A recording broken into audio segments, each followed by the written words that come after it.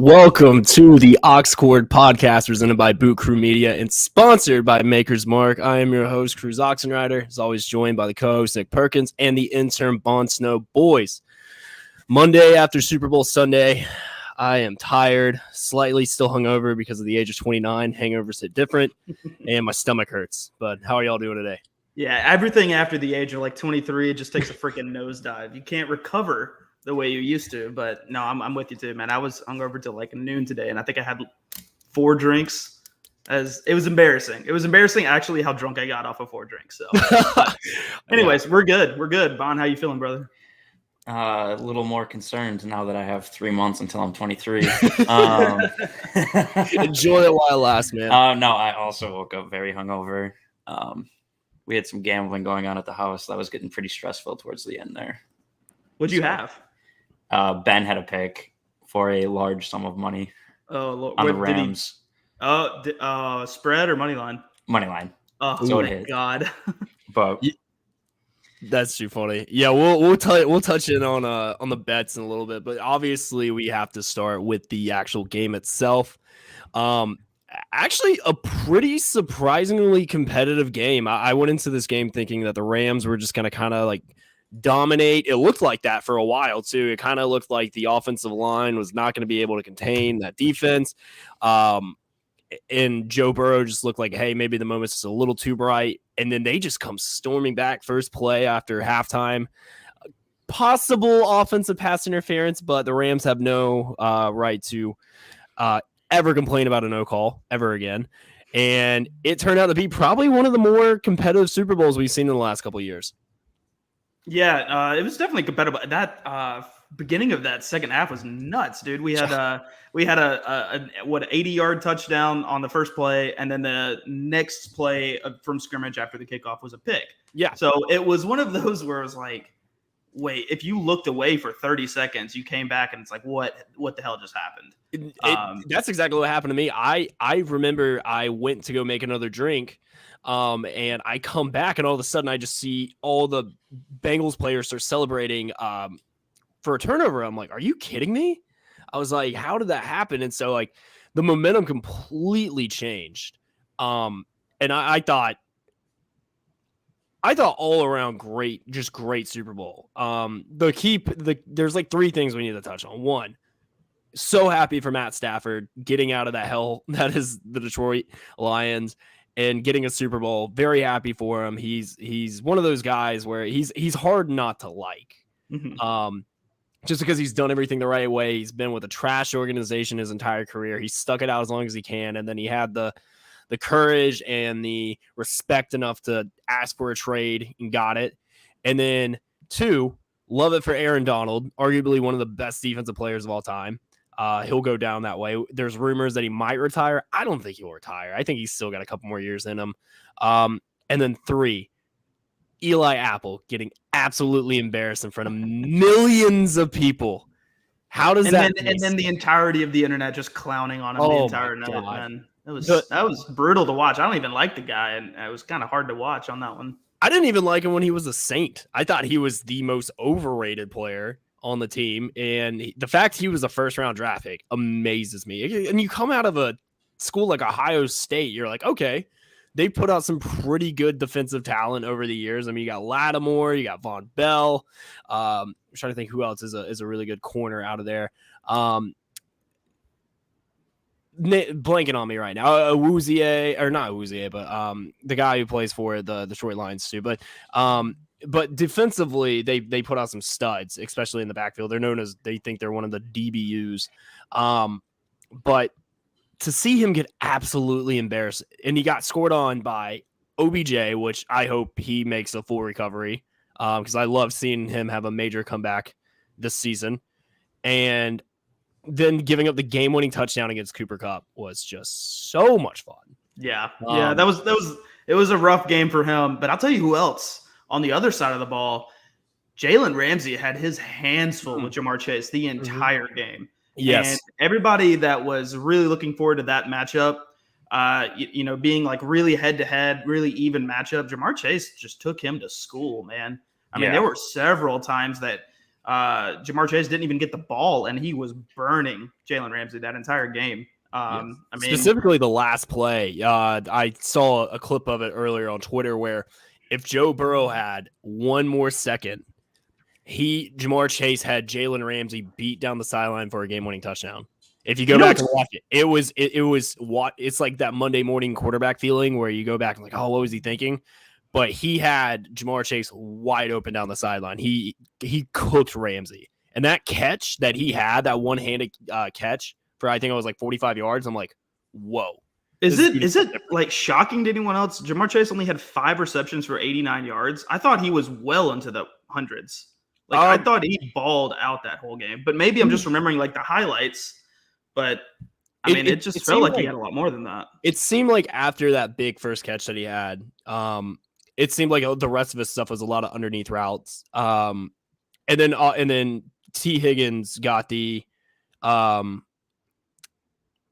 big play touchdown, which that kind of took a huge chunk of the yardage away. Like Joe Burrow, you went from seeing what he did against Kansas City and what he did against Tennessee and Vegas.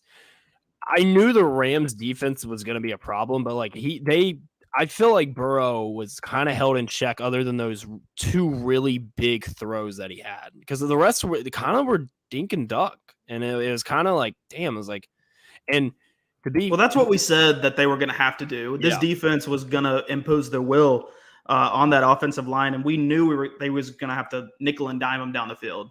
Yeah. And to their credit, they did that. I mean, they put 20 points on the Rams, no turnovers. I can't think of just any crazy boneheaded mistakes that they made that really just felt like it turned the game on its head. Like obviously the guy, I can't think of his name, out of Florida that runs on the field that's not even in pads to celebrate. Vernon Hargreaves to celebrate. Obviously, that's a 15-yarder. Yeah. You have the unsportsmanlike conduct after Burrow takes a sack. The guy throws a punch. You can't have that. But they were going to punt on the next down anyway. So those penalties really didn't change the game that much. And so you got to kind of tip your hat to Cincinnati and said you gave your best punch at them, and they were just too good for you. We talked about this too during the Twitter spaces, is that if you give a team like Cincinnati hope that late into the game, you know what's going to happen. Like it's coming. So I was a little surprised that Cincinnati was in the game that late, only because it just seemed like the beginning of the game, like it was all LA. It was all Rams. And Aaron Donald making Aaron Donald plays. And what did I say? Aaron Donald was going to have the game-defining play on defense. His stats may not look great, but he's going to force a fumble or he's going to get the game-winning play, and that's exactly what he did. Yeah, absolutely. And in all honesty, if he was double, even sometimes triple teamed, because they had the guard and tackle both on him, and then he also got chip blocked by the running back. So at some points, that man was triple teamed, and he still found a way to make an impact. If that man retires at the end of this year, I mean, talk about retiring on top, because he's been good his entire career, but my goodness, you don't have to go out there and just make 10 tackles a game in order to make an impact. Yep. If you're drawing double and sometimes triple teams, you're making an impact without even touching the ball.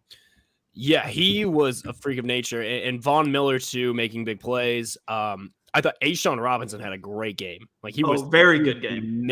And that was the guy who I picked yesterday to have the biggest impact as far as like having more opportunities to, stuff the run, get tackles for losses, pressure the quarterback.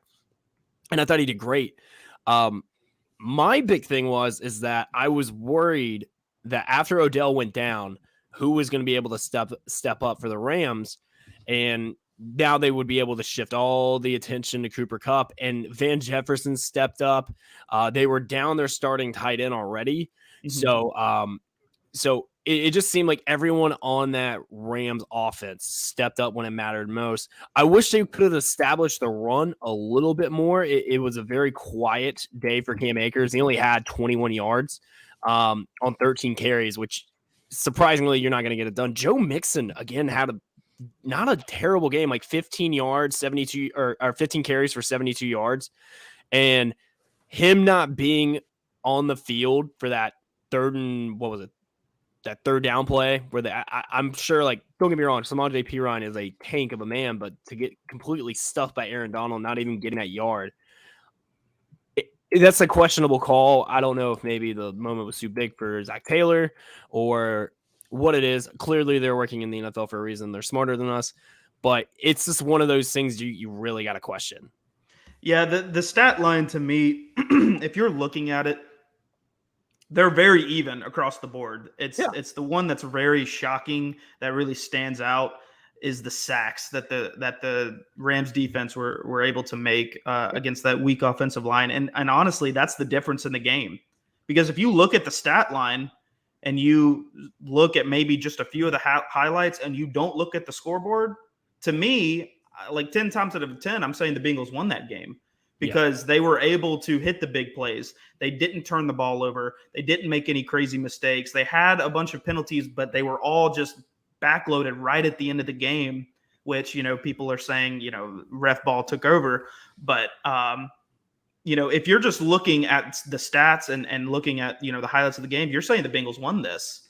But the one stat, and credit to the Rams, the one stat that really mattered is obviously the score at the end, but those 7 sacks changed the game a lot because a lot of them came on third down. And, the Bengals go 3 of 14 on third down. There's just drive killers. So it's tough. It's tough when you're playing from behind the 8 ball, giving up 7 sacks a game. Yeah, I couldn't believe. 7 sacks. You can't win. That's not championship football. Like the fact that they even won the Tennessee game getting sacked 9 times is ridiculous to me. And I thought, and we talked about it, I thought having 2 weeks to prepare for this offensive line, they'd find, and they were doing, quick passes, screens, draws, and it seemed to be working. Like they were keeping LA off balance, and they seemed to just get away from it. Like they couldn't establish drives when it mattered the most. Like they had the huge play, obviously, in the first play of the second half, and then to not even score a single point in the fourth quarter when you just need a field goal to tie, and your kicker is automatic, has not missed a field goal all postseason. And I don't know, it's rough, and it is so hard because you're 4th and 1 and to lose. We got to think. Let's 4th and 1, yes, but let's think about the 3 plays prior to that. Yeah, you have a very good first down play. You get down to 2nd and 1. Mm-hmm. We've already talked about Joe Mixon having a pretty decent game. They were able to establish the run game. Yeah.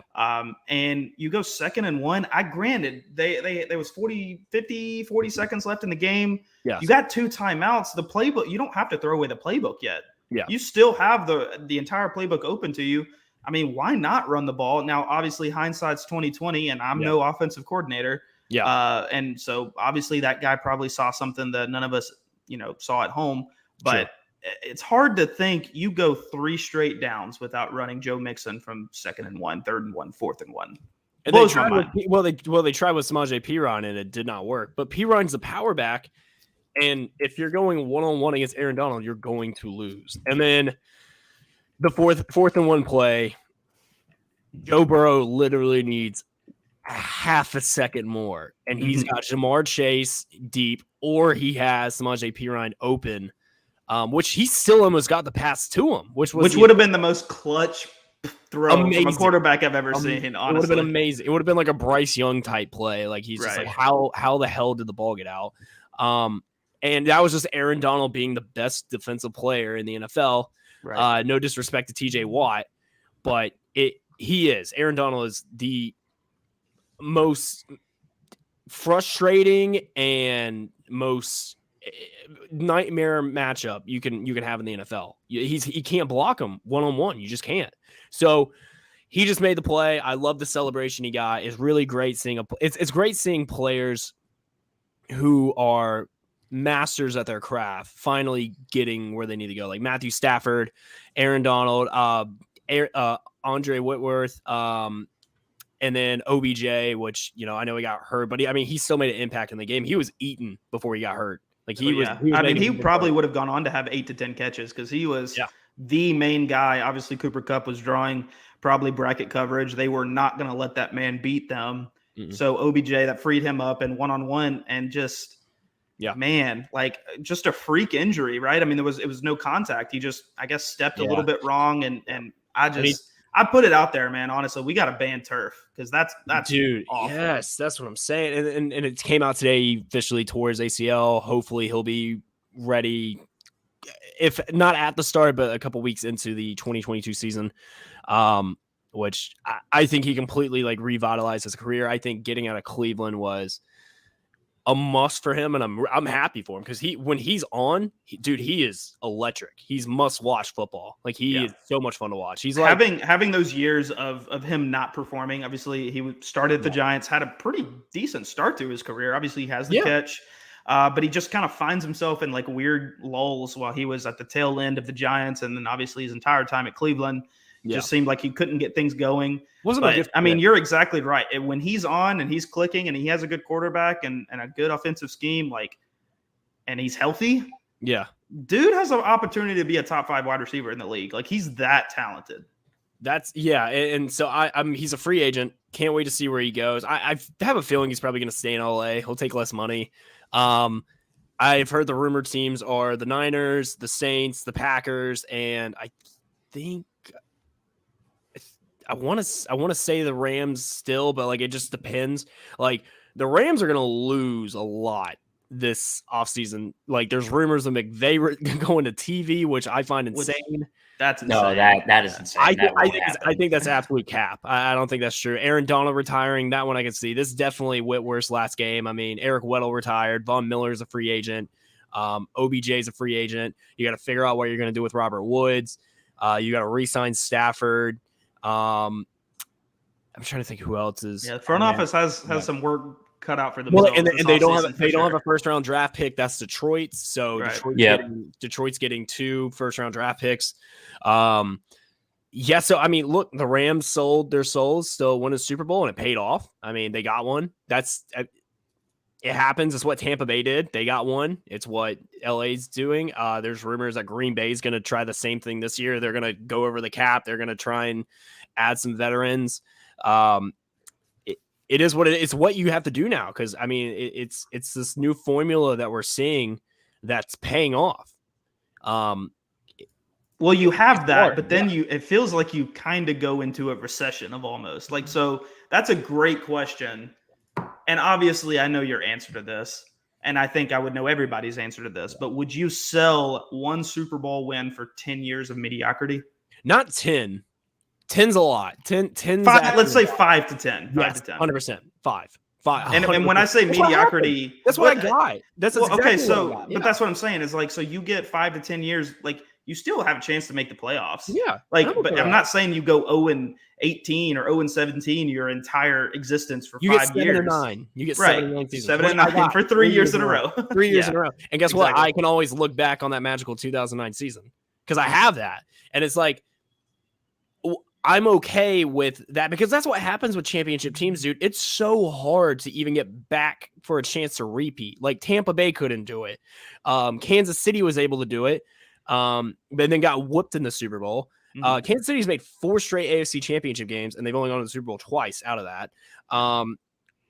The Saints made the playoffs the next year, and then they lost to Seattle in that Beastquake game where Marshall went off. Then we had Bountygate, and then we got back, and then it was 3 straight seasons of 7-9. But it's like, I would gladly trade my team winning a Super Bowl for 5 years of mediocrity because it's technically what we did. So. Yeah, no, so you would 100% trade. I wouldn't even think twice about it. And any other like self-respecting fan base that is not named the Patriots or Kansas City Chiefs, or I guess you could say what would you say, like the Ravens? No, not Ravens. Like I don't know who's in a sort. I think like in 2000. So it was like in the early 2000s. It was the Colts, Patriots, and yes, basically Colts and Patriots, who are just always seem to be in the AFC Championship and going to Super Bowls. Because Peyton went to 4 Super Bowls and won 2. So yeah, but yeah, I mean, if I mean, look at your team. Like being a Falcons fan, you went to the Super Bowl. What was it? Now 5 years ago. Yeah, and you've gone to the playoffs once since then. Mm-hmm. But you would have gladly taken this like rough stretch if y'all would have not blown that lead. No, 100%. I mean. I'll say it in a little bit of a different way too. Like, well, it's the way we lost, I think, is what hurts so bad. Yeah. Obviously, like if we would have just lost, if we would have played like Cincinnati did, played pretty much a perfect game other than the 7 sacks. Like you can't really play a better game than what Cincinnati did play as far as against a team that is better than you. Yeah. If we played like that and still lost, I mean, it's almost like you got to tip your cap and say the other man was better that night, but it's like the way we lost is the worst. And yeah, I mean, absolutely. I would live this 5-year stretch and be happy about it if we won that Super Bowl. Absolutely. Mainly because I'm still tormented by the loss. Yeah. Bon, what about you? Would you being a Packers fan, and obviously your team has won a ton of games in the last, I guess it's been 10 years since y'all won, or a little bit over, same thing. So like, would you trade 5 years of mediocrity for your team winning a Super Bowl? Or do you this is tough for them because they're used to like 13 games or do you like your consistent 13, 12 win seasons? Well, the issue is Roger leaves next year if we don't trade him this year. So when that happens, we're going to have 5 to 10 years of mediocrity anyways. But you don't know that. What if Jordan Love steps up, or you guys go and trade for Deshaun or Russell? I mean, I don't personally see either of those happening. I don't think that they would have risked making Rodgers that upset just to trade him away once Rodgers leaves. Fair. But I'm not really a big fan of Jordan Love based on what I've seen in like preseason and just hearing reports. I don't think anybody's a fan of Jordan Love. No. I haven't heard one person say. I've heard one good thing about him. Yeah, like he's going to be a solid like Kirk Cousins. That's honest. That's better than what I thought he was. Like I was going to say he's the Sean Kaiser, like that kid out of Notre Dame. Ryan Mallett. No, that's a deep take. But yeah, if we don't win next year, we're not going to win for a long time unless we do what the Rams did and build a super team. But I don't know if we have the capital for that to begin with. Yeah. Do you even have because I mean, obviously, Los Angeles players want to go play in that city. People want to go live in Los Angeles for whatever reason. Is Green Bay even like a free agent like capital? Like, could you that's why to come to Green Bay, Wisconsin? It's the same thing with the Bucks, dude. No free agent wants to go to the Bucks. Right. Exactly. Well, I mean, unless Tom Brady plays for him. No, I'm like the Milwaukee Bucks. Oh, Milwaukee yeah. Bucks. Yeah. It's more like an assault. It's like a history thing. It's like, all right, I get to go play for the Packers. Be like, all right, well, that's kind of cool, but. But would you rather go play at 70 degrees inside SoFi Stadium, or do you want to go play in negative 15 wind chill in Lambeau in January? I would rather go to Minnesota and go play in a nice ass dome. If I'm going to be cold, I at least want to go play inside. Yeah. So you would rather take 5 years. So say y'all win next year. The Packers win the 2022 Super Bowl, but Rodgers doesn't leave; he stays. But y'all have 5 years of mediocrity of, basically like 7, 8 win seasons, 9 at best. I'd take that, yeah. Yeah. So, okay. So we're all in agreement there. Yeah, it's agreement there. All right. And then the Jets and the Browns would sell the Jets would 1,000% take that. Sell their soul. Oh my God. They would sell it for 20 seasons of being trash. They basically have. I mean, what? Honestly, being mediocre would be a step up for them because, if you're guaranteeing, 5, 6, 7, 8 wins, that's a pretty good season for them right now. That is a good season, yeah. They were competitive towards the end of it. I mean, they always are, though. They always have that. The Giants, too. The Giants are the same way. They always go on a stretch from week 13 on where it's like, okay, this team's actually worth a damn. Yeah. And the Giants, even I think not last year, but the year before, had a chance to sneak into the playoffs at the end just because of how well they were playing down the stretch. Yeah. And, and then obviously they come out the following season and just lay an egg. And they're just the Giants again, or they're just the Jets again. And I don't know. It's just they always do that though. You did call that. I don't know. They're poverty franchises, man. What can you say? Bon, can you do me a favor? Can you pull up the odds for next year? The favorites for next year? Yep. Yeah, I kind of want to see where we're at. Who do you think has better odds right now, the Saints or the Falcons? As of right now, Saints. I'll take Saints. I think I saw today we were plus 2,200. Okay, yeah, the Falcons are probably 3,000. Yeah, that makes sense. And that makes sense, though. Let me find him. I also saw a mock draft today that the Saints are going to take Jameson Williams at 18, which I would cry tears of joy. That would be huge. Yes. What do we think? What do we think the Patriots are going to go with? Because obviously they have to go receiver. Their defense is fine. They could go free agency and get a receiver, but I think they actually go for a young guy here. Hold on, we'll touch on that in a second. Bon, what were you going to say?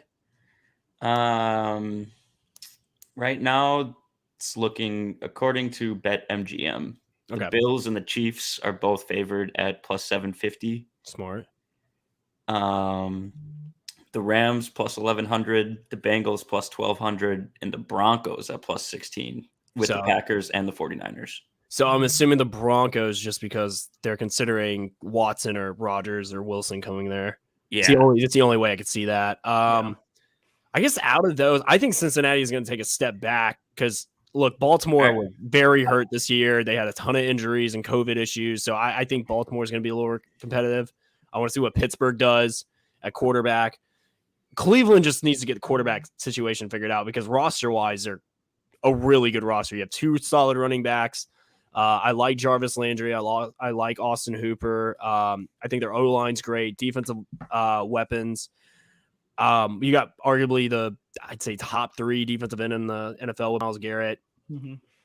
If they get that figured out, then they're going to be a problem too. Cincinnati, it just seemed like everything that could possibly go right went right at the right time. Right. They just got hot at the right time. Yeah, absolutely. They did. And they got a home playoff game to start it off. Didn't have to go to Vegas. So that was a huge win for them.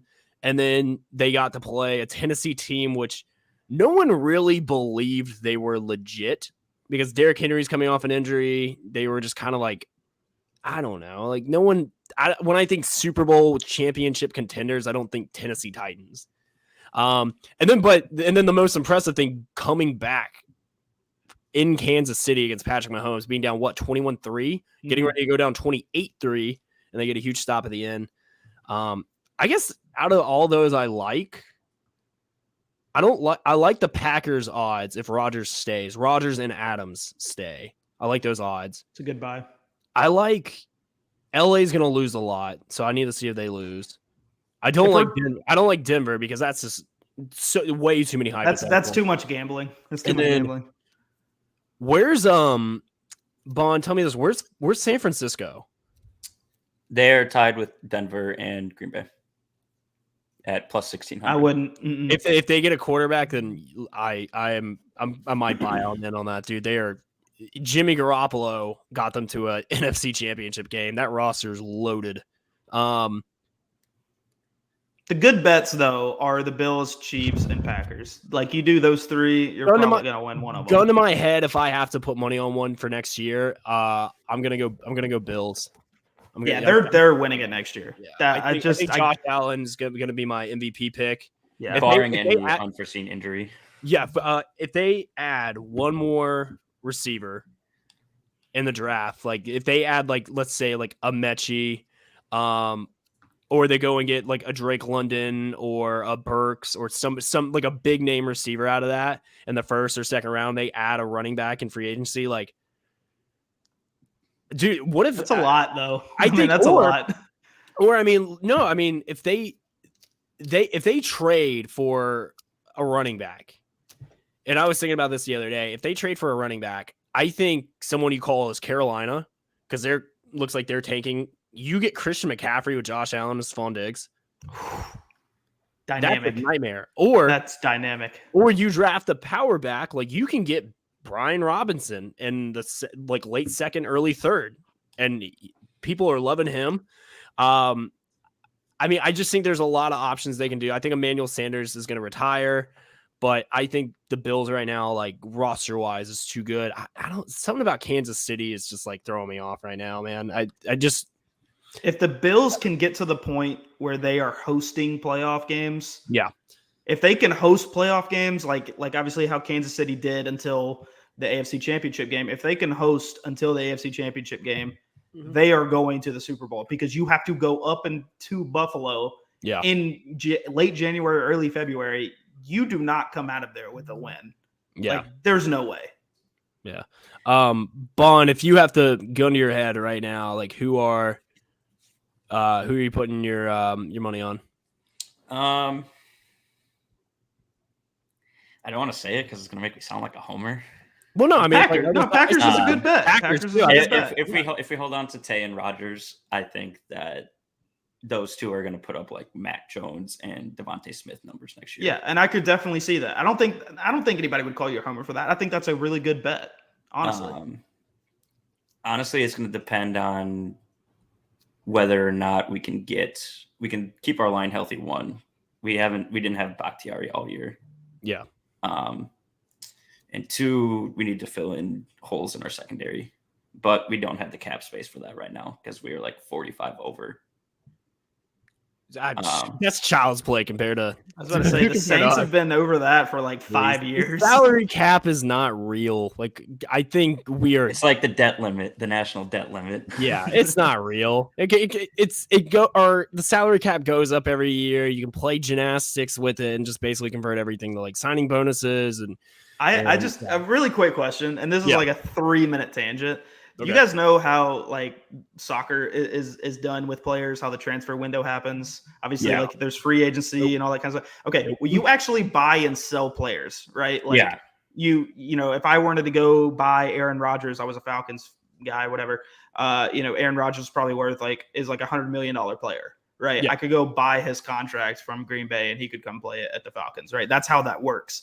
Do you guys think not having a salary cap and doing it in that way would make the NFL better or worse?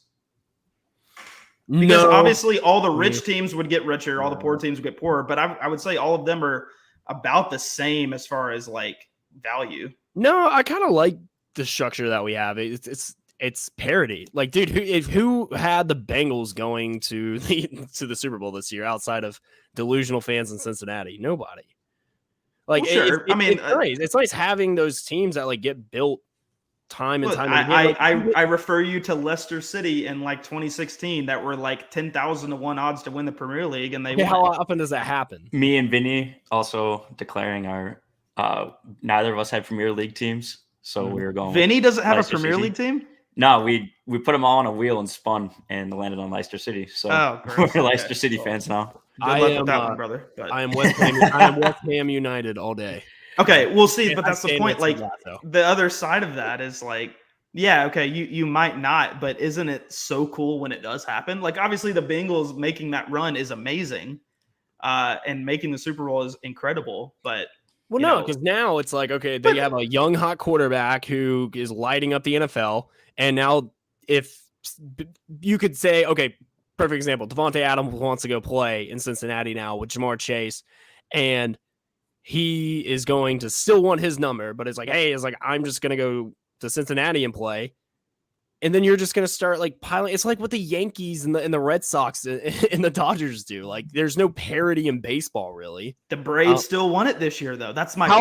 How long did it take, though, Nick? I don't disagree with that, but how awesome is it when that happens? And we still have the big teams win. I mean, the Patriots won 5 out of 7 or 5 out of 8. But it's nice to see now that it's ending. And plus, not to mention, it's ending. Buffalo and Kansas City are the new teams. But listen, too, it's also took Brady taking less money for years to make this happen. Like normal teams, like when you have like Rodgers, Brees, Mahomes, Luck, Manning, all those guys got their money, and for years they were in cap hell and couldn't really put a lot around them. Like Brady structured his deals to keep Gronk, Randy, Wes Welker, Amendola, Edelman, Blunt, all these guys defensively too, like keeping McCourty and Dante Hightower, and it's obviously it's paid off, but like that's just not the norm anymore. Like Brady is just like one of those guys where it's just like, damn, all right, well, he's the ultimate teammate. So you don't think that there are 3 to 4 big teams now that will always be in the conversation, that will always be at the top? 10 years ago, so start, 2010, we'll go, or 2012, Buffalo, Kansas City, Cincinnati, the Rams, And the 49ers were decent. The Rams were half bad. Yeah, they were bad. The Bucks and I'm trying to think who else. The Raiders, all jokes. None of them were playoff teams. They're all jokes, all besides. So it was Patriots, Saints, what? It was Patriots, Saints, Packers, Niners, Seattle, and then when Denver, and then Manning with the Denver, so then it was like New England, Denver, and that was it in Baltimore.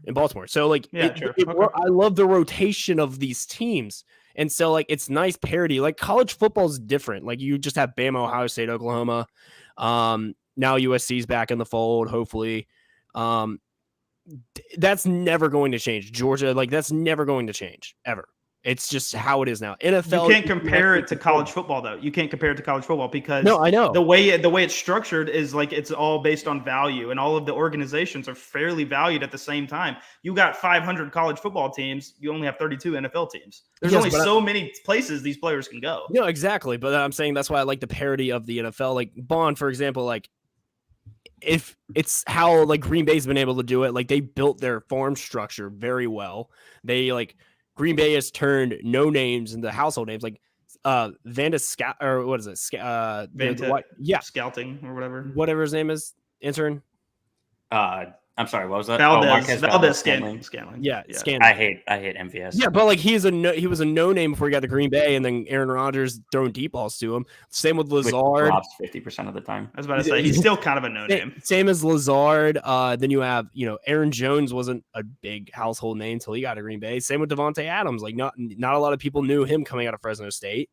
But I just like the way like Green Bay builds what they do in the draft.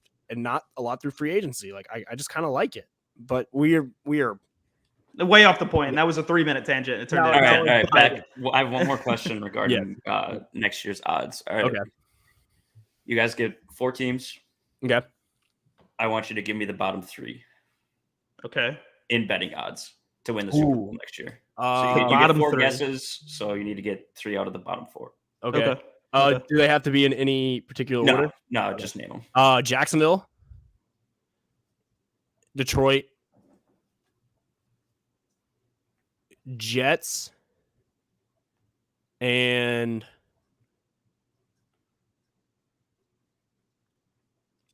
Atlanta. Bro, you did get 3 of the bottom 4. You got Jacksonville, Detroit, and Jets. The other one was Houston. Houston. Yeah. Atlanta is actually. Let me see where they're at. Yeah, that was mean. Atlanta that and was the Panthers are both at plus 5,000. And the Raiders and the Dolphins and the Commanders. What is that tied at? God, it's going to be easier to count up from the bottom. Yeah. God. They are tied for like 24th. Okay, so like that's not terrible. It's like it's where we've always been, right? It's like a little bit below average, but I don't know, whatever. So, did anybody have any good bets last night hit? I had one. I had Blue Gatorade. That was the only one that really was I didn't good. put money on it. Yeah, I had Blue Gatorade. You had Blue Gatorade. Okay, I had Blue Gatorade. That's a good call. I had Blue Gatorade for the Rams, and I had orange for the Bengals. I think that was a safe bet. I hit a prop bet of a 90-second or longer national anthem. Yeah, that's a great. We took the over on that. So well, close. that thing hit over by a mile, right? It was 97.5 seconds. Yeah, 97.5. Okay, but like she was going really fast in the beginning, and I'm like, shit, this is not gonna hit.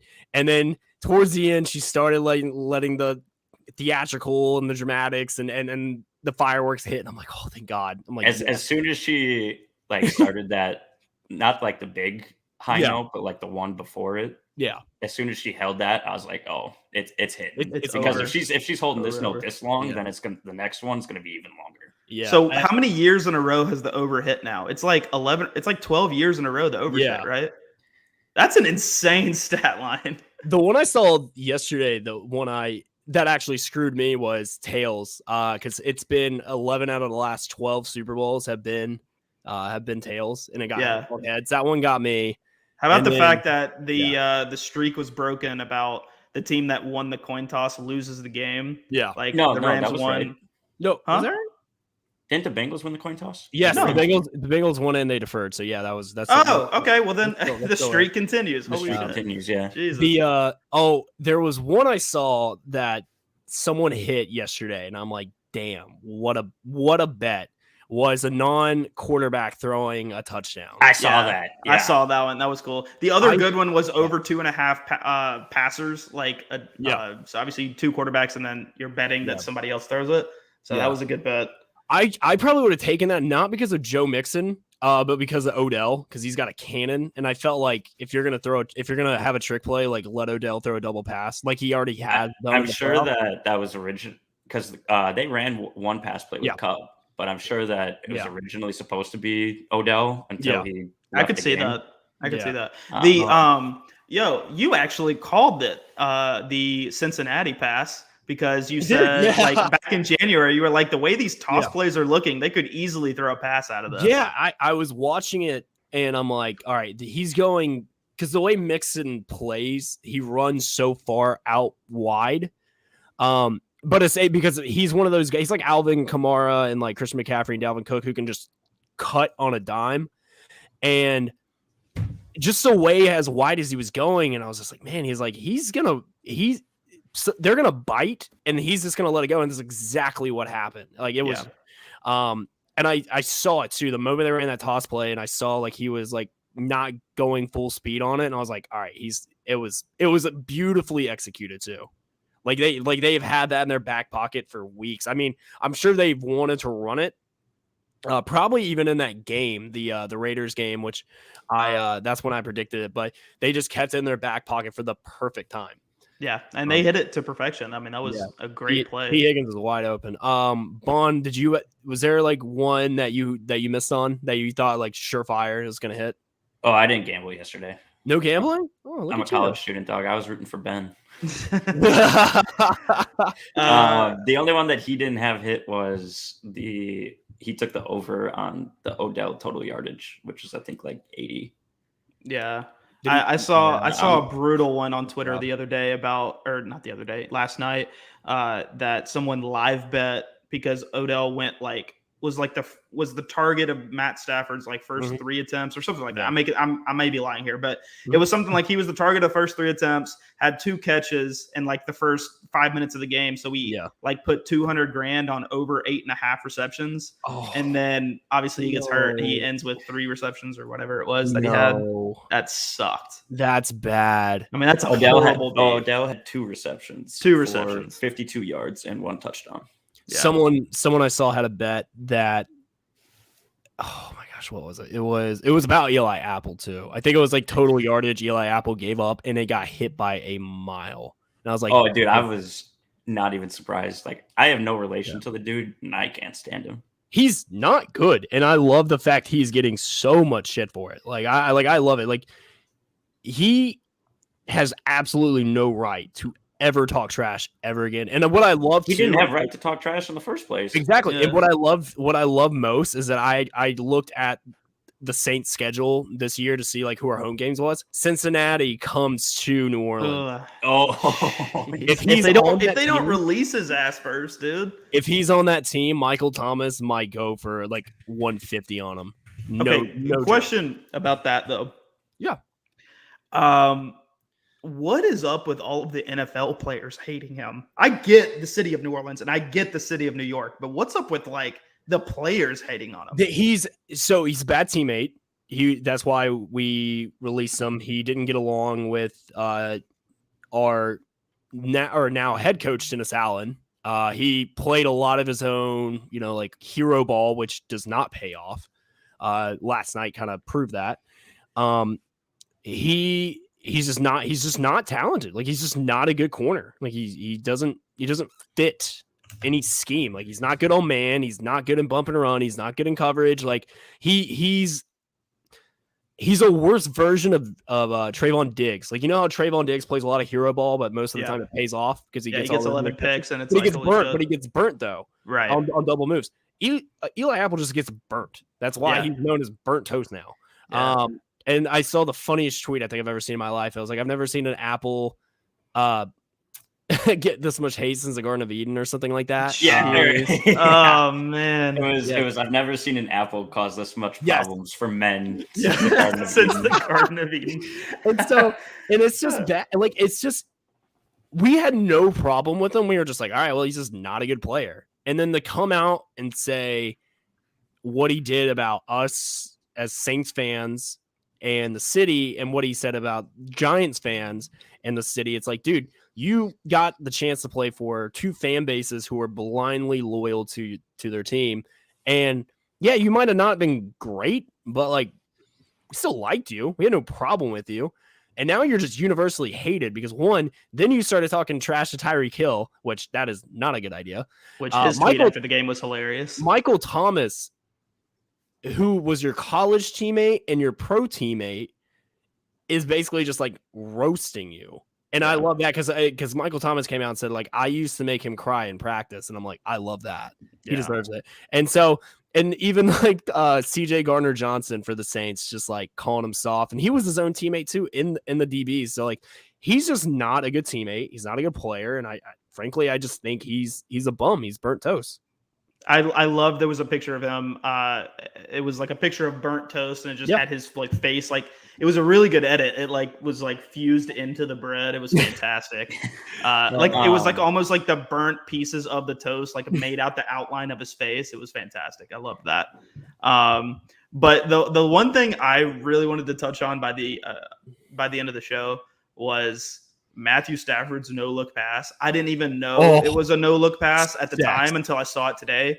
And I was just like, dude, the balls you have to be on the game-winning drive to throw a no-look pass over the middle. Yeah. That is wild to me. That is wild. That Mahomes came out and said today, like, he was, because he's kind of like him and Brett Favre are like the connoisseurs of the no-look pass in football. And so even Mahomes came out today, it was just like, and not only that, it was like on a dot.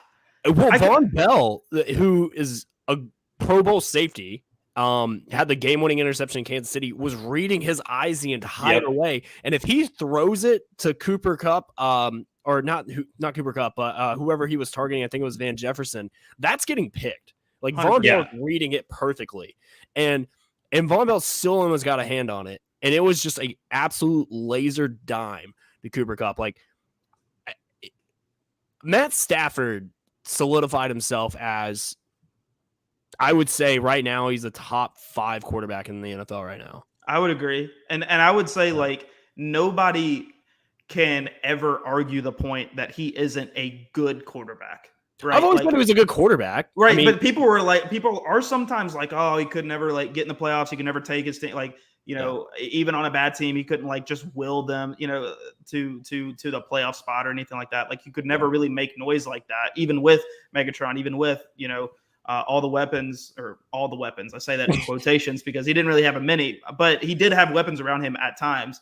But like, he never really could make noise. But now that he's done what he's done, and granted, he had 3 touchdowns, 2 picks in that game, so he didn't have just the perfect game, but nobody can dispute the fact that he isn't a good quarterback now. One pick, I'll argue, wasn't his fault. Now, Bond, like, you being a Packers fan, like, you've seen more of Stafford because y'all play him twice a year. Like, I mean, what's your opinion on Stafford? I mean, do you think he's living up to the hype now? Is like, do you just think it's now because he's on a good team he's putting up these numbers, or is this like someone who he's kind of always been? Like, okay, Detroit has been notoriously bad, will be notoriously bad for a long time, unless they turn around how they run their franchise.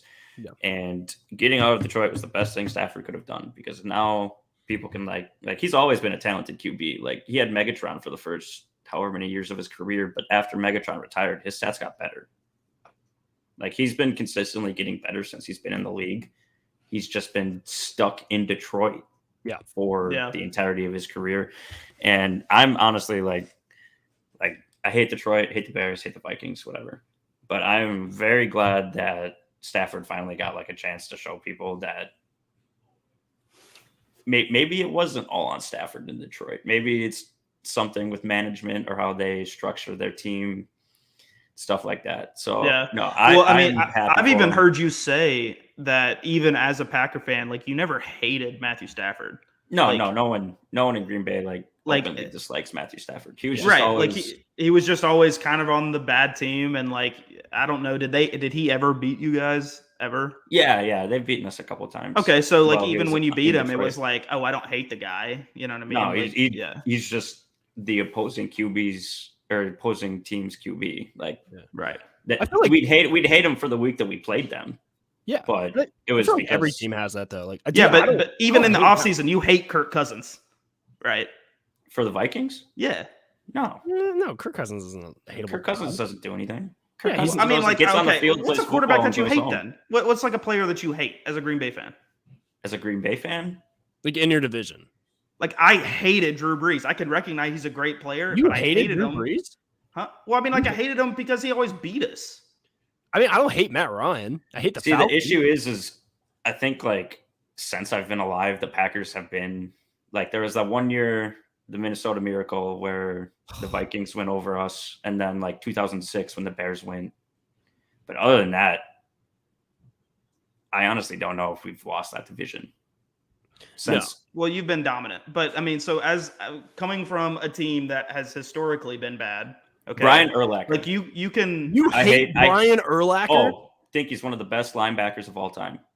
I hate that man. Okay, but see, that's what I'm saying. That's the perfect example. I guess I can recognize that Drew Brees is probably, at least in the recent history, a top 5 quarterback all time. But I don't like the guy because he played against the rival and he always beat us. I guess I always just was under the impression I get the way I was structuring the question and be like, you just can't stand that person as a person. Oh no, I like Drew Brees as a person. I hate him as a player. Because if that's the case, then it's I don't like Matt Ryan. Okay, then I need to change my answer then. Okay, the one and Sue. I don't even like that guy though. No one likes that guy. See, but it is what it is. Stomped one of our players on the Thanksgiving Day game a couple years ago or whatever. Yeah, he's a scumbag. Nick, I hated. He doesn't play for him anymore, but I hated Keanu Neal because he was a dirty player for the Falcons. Dirty player. He was a dirty player.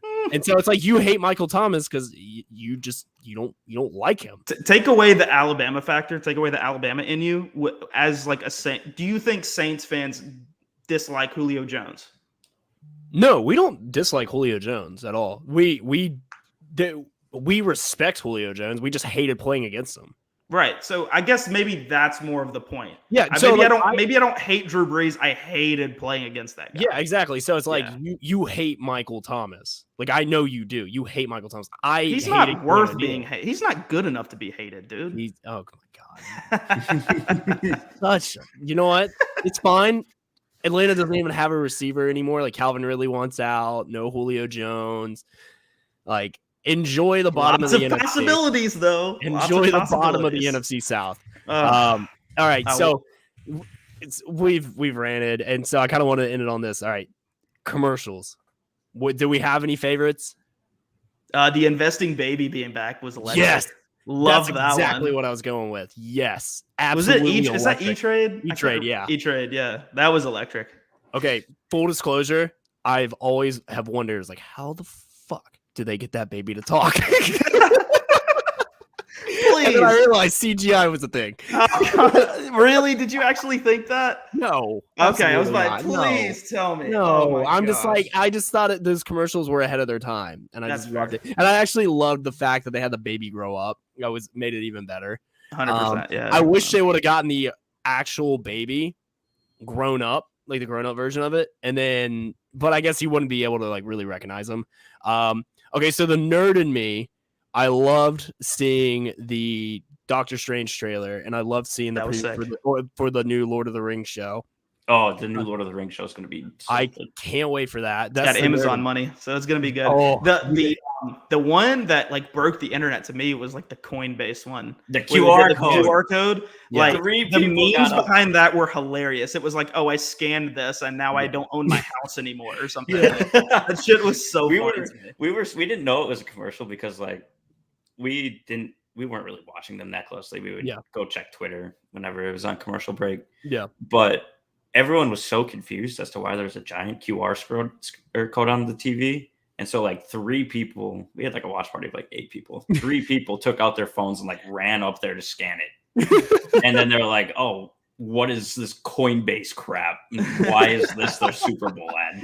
Which I mean, like, it crashed their site. There's so many people that did it. It crashed their site. Oh, absolutely genius, because in terms of budgeting, you could make that in like, you pay one guy his daily salary to make that. And so all you're paying is for the ad spot.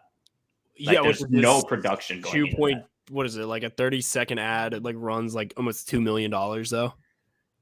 Right, that's what I'm saying though. But like you think with like the Clydesdales and stuff, how much production even before you buy the ad spot would go into that. Whereas you know what I pay a guy $50 to animate a QR code flying around the screen.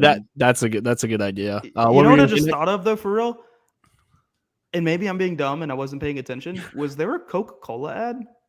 Aren't those like staples of the Super Bowl? And like, I don't remember one. Was there a Pepsi ad?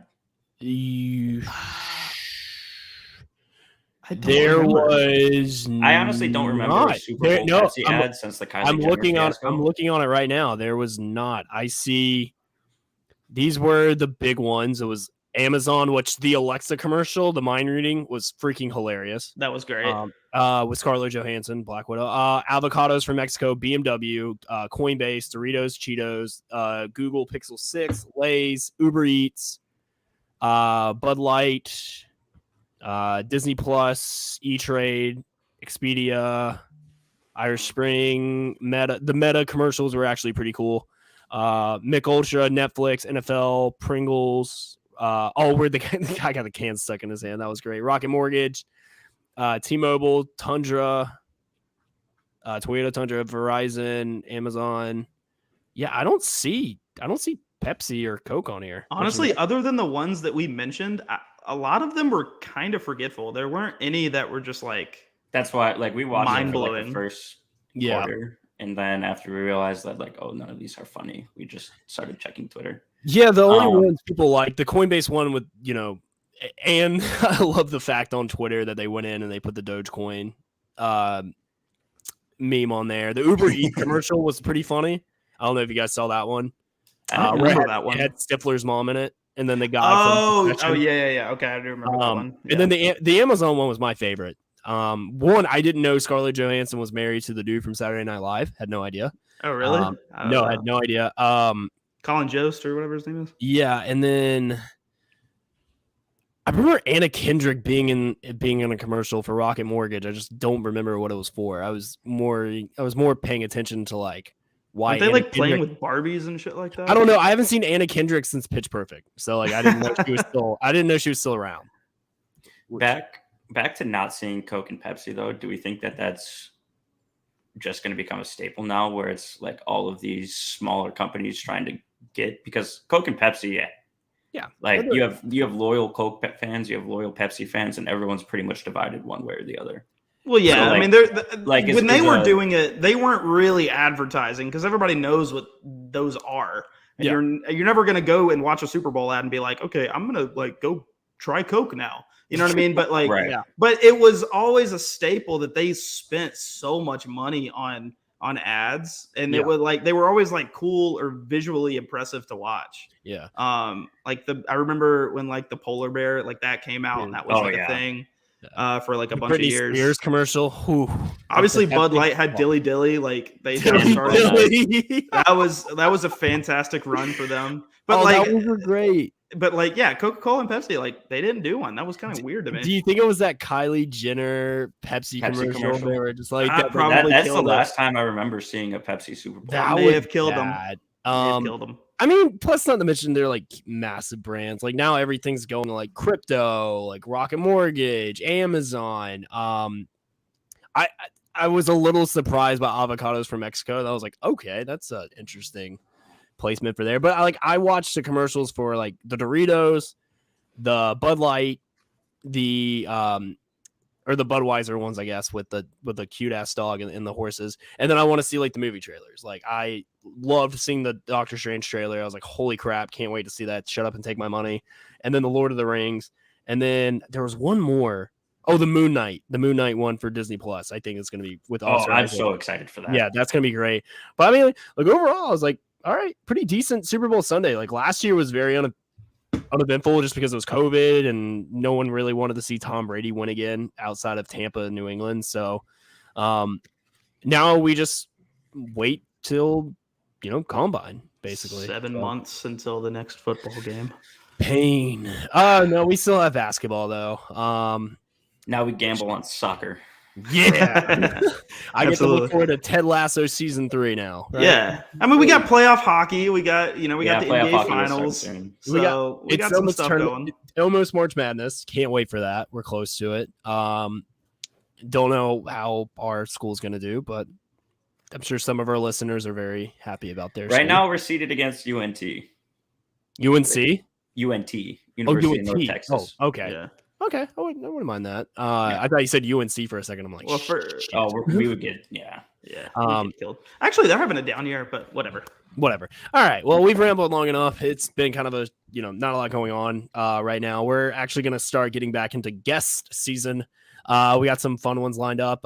Someone who works in college basketball for the SEC network will be on the show within the next week or two. We're pretty excited about that. But you can find me online at The Real Cruise Ox on Instagram and Twitter. Please like and subscribe to Boot Crew Media and the Ox Court podcast. Any review or any, shares, subscription, everything helps. We love you guys, and we're going to be doing a lot of fun things coming up, especially tournament time. Going to be on site there. And by the way, if you are going to be in New Orleans next weekend, yours truly will be there working for a company that is well known. Yep, next weekend. Oh, are you saying the 18th is this weekend? Yes, I am Okay. saying the 18th because it is the 14th. That's how 25th, weekends the work, 25th. Bon. Yes. Thanks, Bon. Appreciate it. Glad to clarify. Not Valentine's Day, which we are recording on right now. The weekend of the 25th, I will be in New Orleans for Mardi Gras. I'll be working with a pretty well-known company, which you'll find out. But I will be in front of a camera with a microphone and a bunch of beads. So come find me. I was nervous because I'm like, damn, I'm planning for the wrong weekend. Nick, how can people find you, man? Just drop a follow at InPerkins96. Like I always said, building that little community over there. It's always been a good time. I actually I saw something on Twitter today that kind of blew my mind, and I didn't know this, and it's a football trivia. Can I ask you, good boys, if yes, can I ask you the question? You're gonna ask me the question. Okay. Who is the only player in NFL history to score a touchdown against all 32 teams? Tom Brady. It kind of blew my mind. No, it's not Tom Brady. Brett Favre. Nope. Drew Brees. No, not a quarterback. Not a quarterback. Oh, not a quarterback. I mean, I'm sure. Yeah, the quarterback's probably definitely. What position? What position? Wide receiver. Randy Moss. One more. You got it. Almost there. You're close. That era. Terrell Owens. Boom. Cruz. I was gonna say I was like 4 when those guys played, dude. Attaboy. Damn. I was like, shit. I don't know. It's literally Randy Moss, Terrell Owens, that era. I was trying to think, it's like either Sharp, Owens, or Moss, or Larry Fitzgerald, but I forgot he's never played by anybody but the Cardinals. Damn, that's a good one. That's a good one, Nick. That's a good one. All right. Anyways, at InPerkins96, go follow the show. TikTok, Instagram, Twitter, all that stuff. Bond, let them know what you got. All right. You can find me on Twitter at BondSnow_. Follow the pod on the Oxcord pod. We're going to try and get more active on there once accounting season and my grad school stuff calms down. Like Nick said, follow us on TikTok. I believe it's the Oxcord podcast. Mm-hmm. If it's not the Oxcord podcast, it's just Oxcord podcast, but either one should bring it up. That's all I got. All right, boom. Well, love you guys, and we will see you next week.